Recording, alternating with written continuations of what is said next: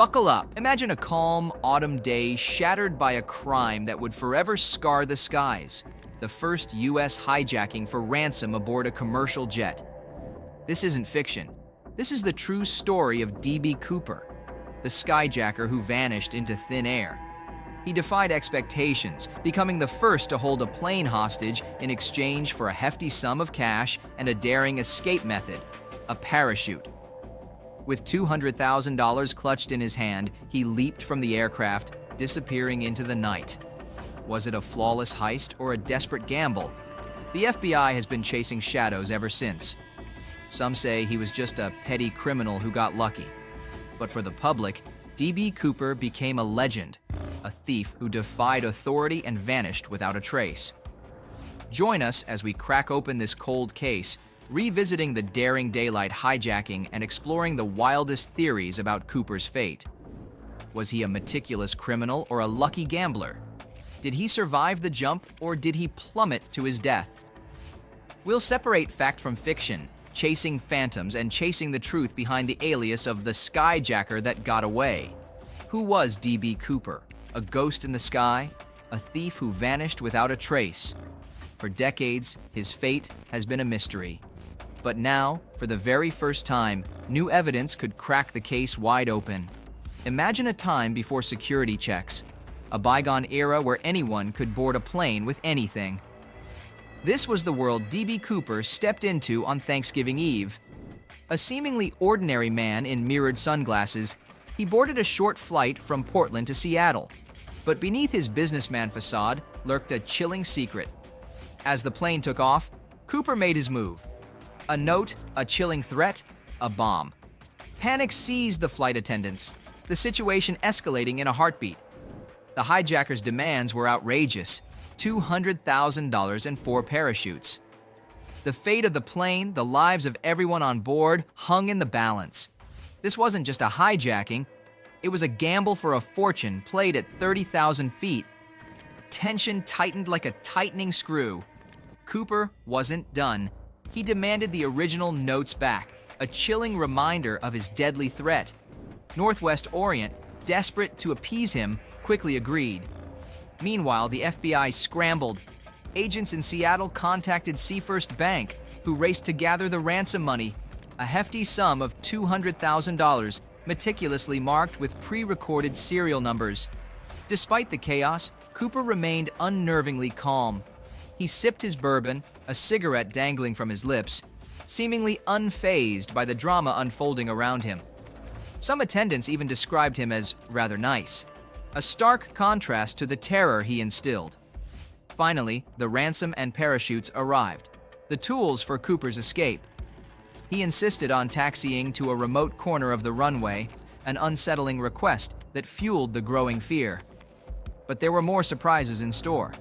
Cooper hadn't specified the bill denominations, and the money, all 20s, weighed a staggering 23 pounds. Unaware of the danger, the passengers were released, along with a few flight attendants. But the nightmare wasn't over for the remaining crew. The plane, now refueled, was cleared for takeoff with a skeleton crew on board. Cooper, now firmly in control, issued a series of bizarre demands. He wanted to fly at an unusual altitude with the landing gear down, a configuration that limited the plane's speed. His ultimate destination, Mexico City, a location far beyond the plane's fuel capacity. The crew, forced to negotiate, convinced him to settle for Reno or Phoenix. As the plane lurched towards its uncertain fate, shadowed by fighter jets unable to keep pace, the tension was suffocating. Then, a shocking development. Cooper ordered the remaining flight attendant to join the cockpit, and she noticed him making a chilling preparation, securing something around his waist. Suddenly, a terrifying alert blared. The stairway door was open. Panic surged through the crew. In a Boeing 727, one of the few commercial aircraft with rear stairs, Cooper had a potential escape hatch. Did he plan to jump, then detonate the bomb? The answer to that question, and what transpired next, has been shrouded in mystery for nearly 4 decades. The only certainty, D.B. Cooper vanished into thin air, leaving behind a trail of unanswered questions and a case that continues to haunt the FBI.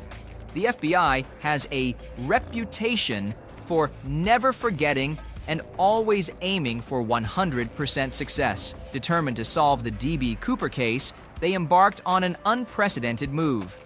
Agent Carr, for the first time in FBI history, sought the public's help. Citizen sleuths, eager to crack the mystery, volunteered their services for free. Among these efforts was paleontologist Tom Kay, who started analyzing Cooper's tie, hoping that microscopic fibers might reveal where he had lived and put the investigators on his trail. The team meticulously scrutinized every detail from the original investigation. When the hijacked plane landed in Reno, the disappearance of Cooper had left everyone stunned. All that remained were a black tie, a parachute, an open safety chute, and some cigarette butts. The ransom money and the bomb had vanished with him. The FBI had quickly drawn a composite sketch of Cooper and, with the help of Boeing aviation experts, calculated his probable drop zone. Agents pored over the captain's report and concluded that Cooper likely jumped around 8:10 p.m., but strong winds expanded the search area to 28 square miles. On Thanksgiving 1971, a massive manhunt commenced just outside Ariel, Washington. Helicopters, spotter planes, scores of FBI agents, and the National Guard scoured the area,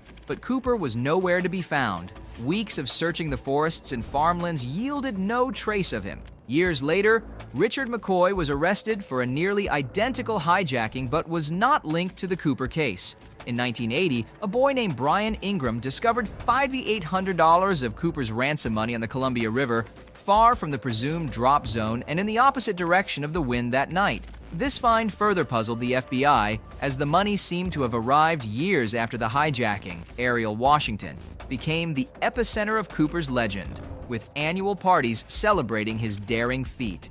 Some believed he was still alive, possibly enjoying a life in Mexico. Cooper's story had grown to almost mythic status, inspiring books, songs, documentaries, and even aviation regulations. Despite extensive efforts and interviewing over 1,000 suspects, the FBI never found Cooper. The debate continued.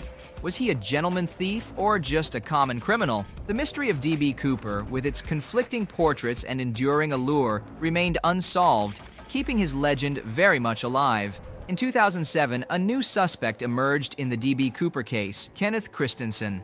Private investigator Skip Porteous was contacted by a man who claimed his brother, Christensen, was D.B. Cooper. At the time of the hijacking, Christensen was a flight attendant for Northwest Orient Airlines, familiar with planes and schedules. He had grievances over pay cuts and redundancies, and just a year after the hijacking, he bought a large house in cash, despite earning a modest paycheck. Christensen was a bourbon drinker, a smoker, and bore a resemblance to the sketch of D.B. Cooper. Tina Mucklow, a flight attendant on the hijacked plane, said Christensen's photograph looked more like Cooper than any other she had seen. However, the FBI remained unconvinced due to a lack of concrete evidence. The D.B. Cooper case has fascinated people for decades, and all the physical evidence fits into a small box: the parachute, tie, plane ticket, and recovered money. Modern police methods, including forensic analysis of the tie, which revealed pollen particles, suggest that Cooper's tie had been in contact with certain plant species in the spring, not in November when he jumped. If identified, these pollen species could indicate Cooper's origin. The 3 bundles of ransom money found on the riverbank are crucial evidence. In 1980, the FBI concluded that the money found above a dredge layer arrived after 1974. Some believe Cooper returned to bury it, but scientist Tom Kay argues that the money came out of the river, likely carried by water. Kay's team discovered that the 1974 dredging stopped 150 feet away from where the money was found, suggesting the money was buried within months of Cooper's jump. If the money wasn't buried by Cooper, how did it travel over 20 miles from the drop zone? The theory posits that Cooper's bag of money landed in a river. Based on the flight path and jump timing, the Lewis River is a plausible location. If Cooper secured the money bag with parachute cord, he could have landed in the river or Lake Merwin. However, the westerly winds would have likely carried him to water. Cooper had only minutes in the freezing water to reach the shore, laden with 20 pounds of money and a parachute. The odds of survival were low. Kay theorizes that Cooper's body and the money bag could have snagged on a ship's propeller, moving upstream, eventually tearing open the bag and spilling some money onto the shore. The shifting sands covered the bundles. However, Cooper's body was likely carried out to the ocean, making it almost impossible to recover. Larry Carr, another investigator, proposed a new lead: a European comic book hero named Dan Cooper, a fearless pilot and parachutist. If Cooper was a fan, he might have adopted the alias for the hijacking. Finding these comics in a suspect's possession could be a breakthrough. While many believe D.B. Cooper perished, the lack of definitive evidence leaves room for speculation. Without finding Cooper's body, the mystery remains unsolved, akin to Bigfoot sightings. Probability points to Cooper's death, but the legend of D.B. Cooper, the gentleman thief who vanished into the night, continues to captivate imaginations, suggesting the story is far from over.